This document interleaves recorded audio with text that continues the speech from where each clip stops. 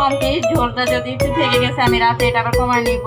এই যে এখানে এখন আমি ধনিয়া পাতাটা দিয়ে দিচ্ছি কেটে, ধনিয়া পাতাটা রেখে দেবো। ঝোলটা আর একটু নিব, আর একটু শুকাবে। যদি এখন রেখে দিচ্ছি, রাতে যখন গরম করবো তখন শুকিয়ে নিব।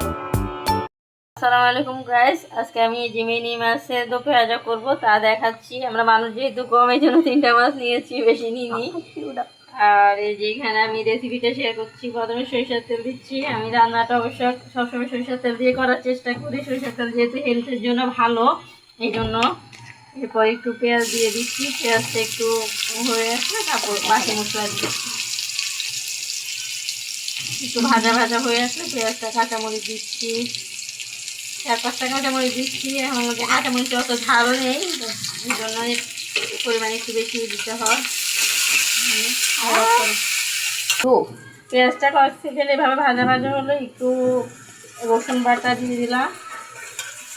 এরপর একটু আদা বাটা, এগুলো পরিমাণ মতো, যেহেতু মাছ এখানে আমার 3টা বেশি না, এই অল্প অল্প করেই দিচ্ছি। একটু আদা বাটা দিয়ে দিলাম। এরপর এগুলো নাড়াচাড়ার পর বাকি মশলা দিচ্ছি, দেখাচ্ছি। এগুলো একটু কষে নিচ্ছি 1 মিনিটের মতো, বেশি না। এই যে এখানে একটু পরিমাণ মতো মরিচ দিয়ে দিচ্ছি। মরিচ বেশি না, এটুকু দিচ্ছি, যেহেতু মাছ কম, 3টা মাছ মাত্র। মানে অনেকে বলতে পারেন যে 3টা মাছ অ্যাকচুয়ালি আমার মানুষ কম, এই জন্য 3টা মাছ।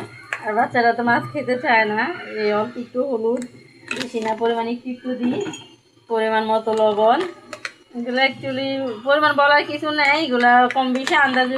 মাছ জাদা হলে আপনার পরিমাণটা বেড়ে যাবে, মাছ কম হলে পরিমাণ কম হবে আর কি। এগুলো রান্নাটা অ্যাকচুয়ালি আন্দাজ দিব, রান্না করতে করতে হয়ে যায়। এই যে জিরা গুঁড়া আধা চা চামচ দিলাম,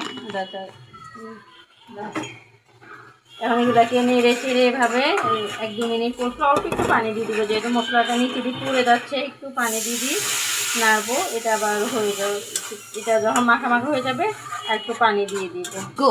সরি গাইস, আপনাদেরকে দেখায় নাই, মশলাটা পুড়ে যাচ্ছে দেখে আমি পানিটা দিয়ে দিচ্ছি। এখন এখানে একটা টমেটো কেটে রাখছি আমি, টমেটোটা, এই যে একটা টমেটো কেটে রাখছি, ওটা দিয়ে দিচ্ছি। এটা যখন কষে আসবে তখন গিয়ে আবার মাছটা দিয়ে দিব আর কি।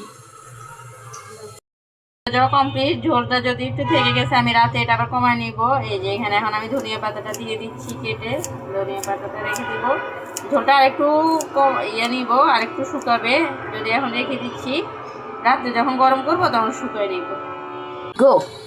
যে আমার মশলাগুলো কষানো হয়ে গেছে, তেল উপরে উঠে আসছে। এখন আমি মাছটা দিয়ে দিব।